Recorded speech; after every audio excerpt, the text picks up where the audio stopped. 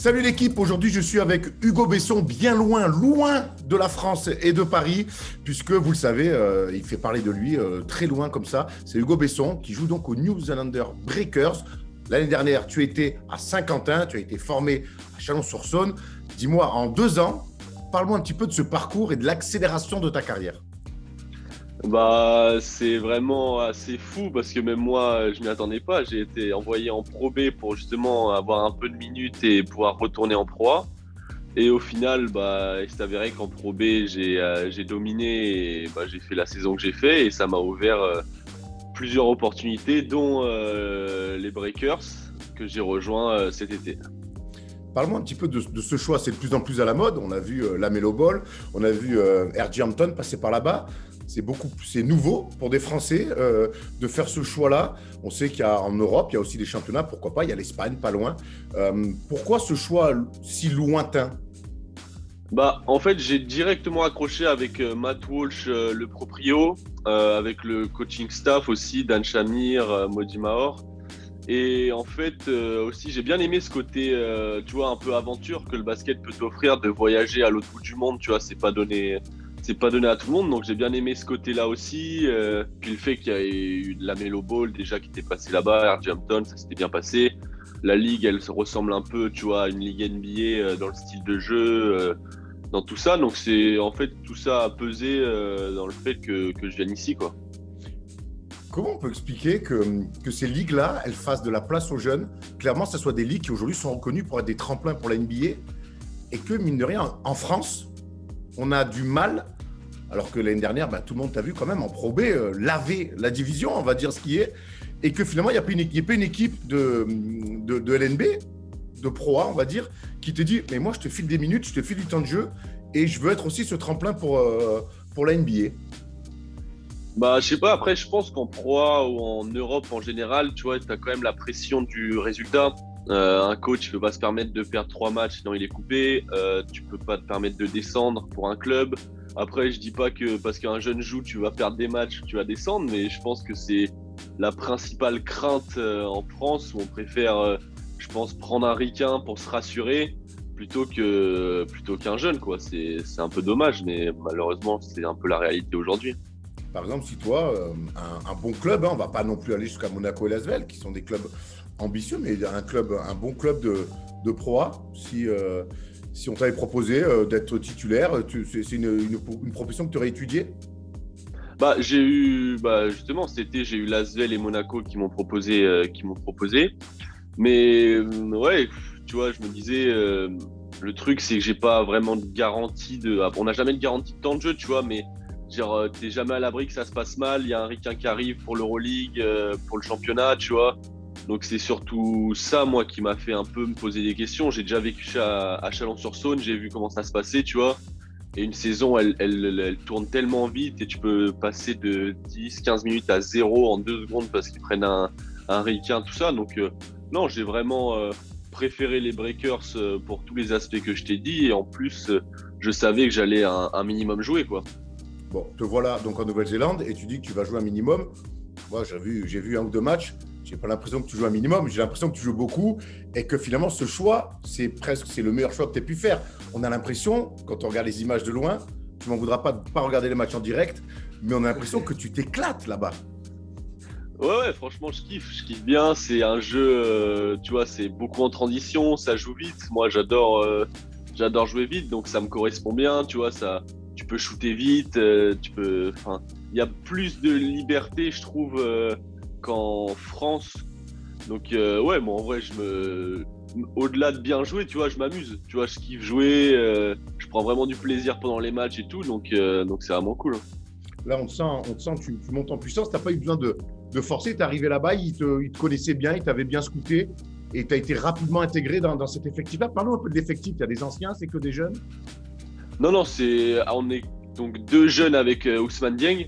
Après, sinon, c'est des anciens joueurs NBA. Il y a Peyton Siva qui a joué à l'Alba Berlin plusieurs années en NBA. Tu as Jeremiah Martin qui était aux Nets, aux Cavs. C'est un mélange de Ousmane et moi, tu vois, 2 jeunes un peu et des joueurs expérimentés NBL, anciens joueurs NBA. C'est un peu ça, tu vois, la ligue ici, c'est beaucoup d'anciens joueurs NBA et des gros joueurs australiens. Donc justement, tu joues contre des gros joueurs tous les jours à l'entraînement, puis derrière en match, donc ça te fait progresser de ouf. Et est-ce qu'ils jouent le jeu? Est-ce qu'ils font pas les vieux cons là? Allez, petits jeunes, la NBA.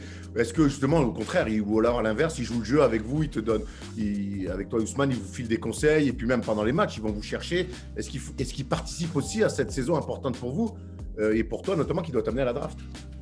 Ah, bien sûr, ils sont vraiment super bienveillants envers nous.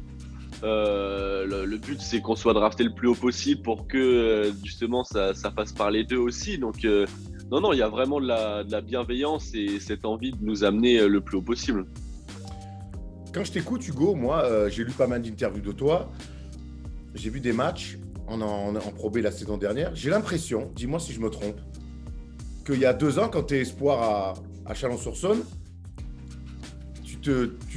est-ce que tu penses vraiment à la NBA? J'ai l'impression qu'en fait, tout ce qui se passe depuis un an, tu dis, ok, bah pourquoi pas, je le fais, mais que tu n'étais pas comme d'autres ont pu l'être, comme Tipeee a été plus jeune, comme Victor Wembanyama aujourd'hui, mais que toi, tu n'étais pas spécialement dans ta tête, tout jeune, te dire, je veux aller à NBA. Ah bah non, moi c'est arrivé comme ça, tu vois, j'étais en espoir à Chalon, certes en espoir j'étais bien, mais après tu vois, avec les pros je jouais pas, donc je savais pas du tout, enfin ça m'est un peu tombé dessus, tu vois, moi je prends vraiment le basket pour un jeu, tu vois, je kiffe jouer et tout, j'ai été à Saint-Quentin pour justement avoir ce plaisir de jouer, et en fait j'ai pu montrer ce que je pouvais faire, et au final mon niveau il m'amène là où j'en suis aujourd'hui. Mais c'est sûr que non, ma voie, elle était pas toute tracée, quoi. Alors, elle n'est pas toute tracée, mais je sais que tu viens d'une famille de basketteurs. Je crois même que moi, j'ai dû croiser ton père ou ton oncle, j'ai un doute, quand il était à Vichy. Alors, bah, les deux ont joué à Vichy, donc je pourrais pas t'aider là-dessus. C'était en 2000-2001, je crois, un truc comme ça. Alors, ça doit être plus être Jean-Philippe. Je pense que mon père, en 2000-2001, il était à Angers, c'est là où je suis né. Et donc, tu viens d'une famille de basketteurs, donc c'est aussi important. Et pour le coup, ton oncle et ton père, c'était le même poste que toi. Ouais. Donc, mon père a joué 15 ans, mon oncle a joué 10 ans, mon grand-père aussi a fait finale de Coupe d'Europe, donc c'est un peu une affaire de famille, mais j'ai jamais été vraiment forcé à faire du basket ou des trucs comme ça. J'ai vraiment fait ça parce que ça me plaisait et que je me trouvais pas mal là-dedans, donc forcément, quand tu vas dans un truc, tu veux en faire. Après, mon père il a toujours été là pour moi dans les conseils et tout. Quand j'étais petit, des entraînements indifs, tu vois, tout ça. Donc, forcément, ça aide. Mais même eux, tu vois, je veux pas minimiser leur carrière, tu vois, mais ça a été des joueurs entre guillemets, de pro A, tu vois, qui n'ont jamais été vraiment plus loin. Donc, même là, moi, je passais dans une dimension que, bah, même eux connaissent pas du tout, quoi, tu vois. Et justement, comment on le vit ça? Parce qu'on imagine que quand tu es KD France, centre de formation, espoir, ben là oui, ton père et ton oncle et ta famille peuvent te dire des choses. Maintenant qu'on parle de draft, de premier tour et de tous les protocoles qu'il y a à faire, comment tu le vis toi? J'ai l'impression qu'en fait, c'est ce qui t'attend, mais que, ok, ben, pourquoi pas, allons-y. Ouais, moi je suis vraiment un gars, je suis super chill, tu vois, donc je prends les trucs, on me dit ouais, la draft, bah je dis bah ok, ça peut être cool, tu vois, je suis là, je me prends pas la tête parce que tu vois, j'étais pas censé être là, donc pour moi c'est que du bonus, tu vois, je m'éclate, si ça doit arriver, ça arrivera, mais c'est sûr que c'est des trucs, moi je connais pas du tout ce monde-là, tu vois, c'est tellement hors norme que c'est Bouna et Jérémy, mes agents, qui gèrent tout pour moi, et moi j'ai juste à dire ok, allez, on fait ça, et puis on verra bien ce qui se passe. Moi, je joue mon jeu, je vois où ça m'emmène et voilà. Justement, ton jeu, j'aimerais bien qu'on en parle. Tu es un joueur archi spectaculaire. On peut dire que tu es un combo.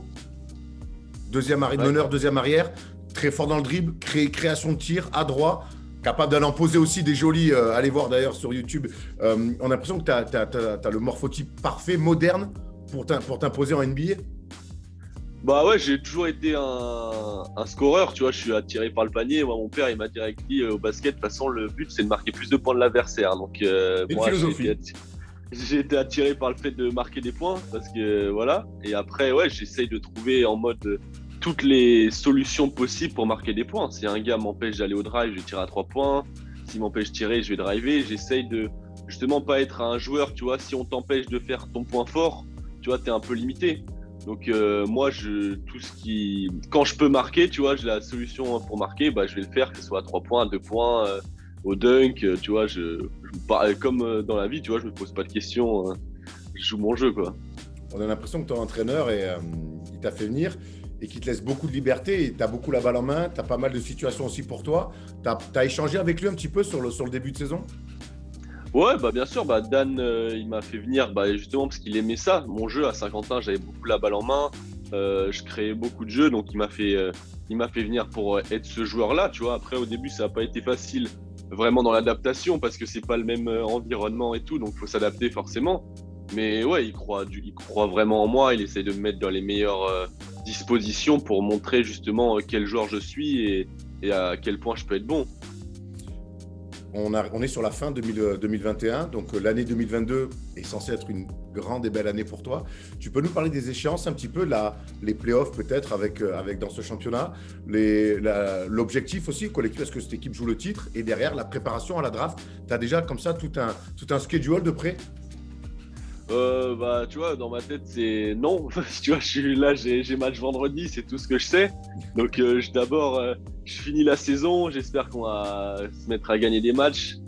Mais même, tu vois, la draft, je saurais même pas te dire les workouts, comment ça se passe. Tu vois, c'est des trucs, moi, je connais pas tout ça. Donc, juste, je prends les matchs les uns après les autres et puis je verrai bien comment ça se passe, quoi. En tout cas, on a l'impression que cette nouvelle trajectoire qui s'annonce, ça n'a pas l'air de te perturber, ça n'a pas l'air de te perturber une seconde. Et ça c'est un petit peu nouveau qu'on a.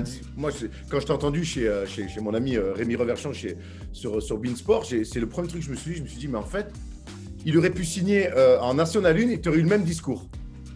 Ah ouais, c'est vraiment. Moi, je prends vraiment le basket comme un jeu, tu vois. Je m'éclate au basket.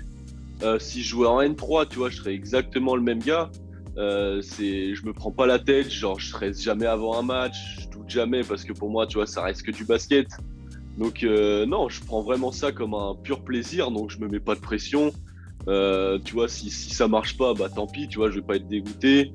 Si ça marche, tant mieux, mais je vais pas me prendre pour je sais pas qui, tu vois. C'est vraiment, pour moi, c'est vraiment que du bonus, quoi. Le basket, pour moi, c'est vraiment un jeu. Je le prends comme ça, c'est pas un métier pour moi, tu vois. Je m'amuse au basket, donc je me mets pas de pression. Genre, tu te mets pas de pression pour un truc qui t'amuse, tu vois. Donc je le prends comme ça. Qu'est-ce que ça représente pour toi, mine de rien, quand même, la NBA? Bah, la NBA, je l'ai regardé quand j'étais petit, donc forcément, c'est le summum du basket mondial. C'est là où, quand t'es petit, on te demande dans le basket tu veux faire. Bah, tu rêves d'aller en NBA. Tu dis, bah ouais, je rêve limite de jouer en Euroleague, je rêve de jouer au Real, non, tu dis, je rêve de jouer en NBA, tu vois. Donc pour moi, c'est le rêve de gosse. Enfin, c'est l'aboutissement d'un truc quand même. C'est énorme. Est-ce que tu as des équipes, tu dis que tu regardes depuis que tu es petit, on a tous une équipe de cœur, toi tu en as une? Moi, quand j'étais petit, j'étais pour les Pistons. Donc, j'ai pas trop pour une équipe qui gagnait beaucoup. Il y a du monde en plus, il y a du monde sur ton poste, il est jeune. Ouais, non, mais j'étais pour les Pistons avant Kylian Hayes et tout. Enfin, j'ai toujours été pour eux. Après, maintenant, je regarde plus trop les matchs, genre moi en tant que supporter. Tu sais, je regarde comme ça. Donc, ouais, actuellement, j'ai plus vraiment d'équipe, mais c'est vrai qu'en grandissant, j'ai toujours été pour les Pistons. Justement, aujourd'hui, tu regardes quand même des matchs NBA pour préparer la suite, justement, pour voir un petit peu le jeu, comme il évolue, tes futurs aussi, mecs contre qui tu vas devoir défendre sur ces postes qui sont très concurrentiels en NBA. Bah ouais, je regarde parce que on me dit, je vois que je peux peut-être y aller, donc je me dis, c'est assez fou. Donc je regarde, je me dis, est-ce que là je serais capable de jouer? J'ai du mal quand même à m'imaginer me voir sur le terrain en NBA, tu vois, c'est un truc, comme je disais, il y a un an, j'ai été envoyé à Saint-Quentin parce qu'on pensait que j'étais pas capable de jouer en Pro A, donc tu vois, le contraste en un an, il est assez fou. Donc je regarde, mais pareil, tu vois, j'ai du mal à réaliser que je me dis, peut-être dans 6 mois, bah moi je serai sur le terrain, tu vois. Donc Ça doit être fou, vraiment, ça, tu regardes Demar DeRozan et tu te dis peut-être que dans un an, je suis en bugne à bugne avec lui. Non, mais c'est ça, c'est ouf. Genre, même on en parle pas souvent, mais une fois de temps en temps avec mon père, on se dit, même lui, tu vois, on comprend pas, mais on se dit, on verra bien comment ça se passe. Mais genre, c'est dur à réaliser, tu vois, pour moi, qui n'ai jamais été vraiment promis à ça, tu vois, ou quand ça tombe dessus et t'es là, tu te dis, ouais, ça peut arriver, allez donc, tu vois. Je pense que vu de ce que tu me racontes, je pense avoir ma réponse, mais je vais te poser quand même la question. Tu aurais une préférence pour une franchise, ou même une conférence, plutôt à l'Est, plutôt à l'Ouest? Franchement, non. Juste le fait, tu vois, d'être en NBA, ça serait déjà bien. Après, juste une franchise où, bah, pareil, tu vois, je peux m'éclater, où je prends du plaisir. Moi, c'est le plus important. On parle beaucoup de NBA, mais forcément, avec ton explosion depuis 1 an et demi, moi, j'ai envie de te parler de l'équipe de France et des JO 2024 qui arrivent.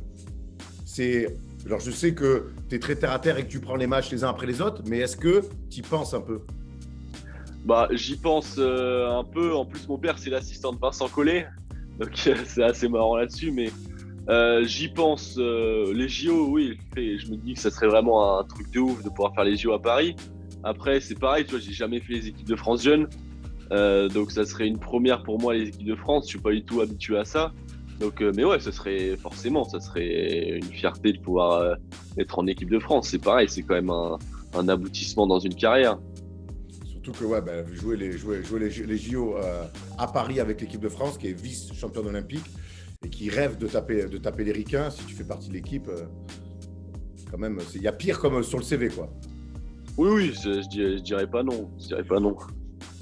Hugo, qu'est-ce que tu aimerais dire, toi, à des gens en centre de formation qui sont un petit peu sous les radars par rapport, tu sais, à des prospects, ou compter des fois, tu sais comment ça marche, hein, ce milieu-là. Des fois, on aime bien choper des petits de 12, 13 ans, 14 ans et déjà leur dire tu vas arriver, tu vas pas y arriver. Qu'est-ce que tu dirais, toi, à des petits? Je sais qu'il y a beaucoup de gens, des jeunes de centre de formation qui regardent First Team. Qu'est-ce que tu pourrais dire, toi, à ces jeunes-là? Bah, déjà à mon échelle, je me prends pour commencer, tu vois, je me prends pas pour quelqu'un et tout, mais les conseils que je pourrais donner à mon échelle, c'est, enfin, je veux dire, ce que disent les gens, on s'en fout un peu parce qu'il y a eu tellement de preuves du contraire, tu vois. Moi, on m'avait dit que je ferais 1m82 et que je pourrais pas aller jouer au-dessus de la N1, tu vois. À l'heure actuelle, je fais 1m95 et je suis en NBL et je peux peut-être aller en NBA, tu vois. Donc, le physique, pour moi aussi, c'est une excuse en France qu'on trouve pour dire que t'es petit, t'es trop fin, t'es trop ça, tu vas pas assez vite. Tu vois, c'est. Donc, je dirais de continuer à bosser, de prendre du plaisir surtout. Moi, c'est vraiment là-dedans que je me retrouve. C'est si tu prends du plaisir dans un truc, tu vas être meilleur parce que tu vas kiffer ce que tu fais et tout. Donc, c'est vraiment de ne pas écouter ce que font les autres, ce que disent les autres, c'est de jouer comme on l'entend et de donner le maximum. Et après, on voit ce qui arrive. Mais si on travaille dur et qu'on prend du plaisir, bah, y a pas de raison que ça arrive pas juste parce que tu es plus petit, plus mince. Genre, y a pas de raison, quoi. Hein. Écoute, tu en es l'exemple incarné. Merci Hugo, en tout cas, de nous avoir accordé du temps. C'est cool de te suivre vraiment cette aventure. Nous, à First Team, on t'a découvert l'année dernière via Thomas Laroukis, qui était passé aussi par Saint-Quentin, qui nous avait envoyé un tweet de Alex à toi, dit mais regardez-le lui. Et depuis, c'est vrai qu'on te suit avec Stephen et Thomas. Et on est ravis vraiment de ce qui t'arrive et on va continuer à te suivre. Et on te souhaite le meilleur pour la suite. Bah, merci beaucoup, ça fait plaisir. Merci beaucoup. Bonne fin d'année Hugo et à très vite. Ouais, merci. Salut. Salut.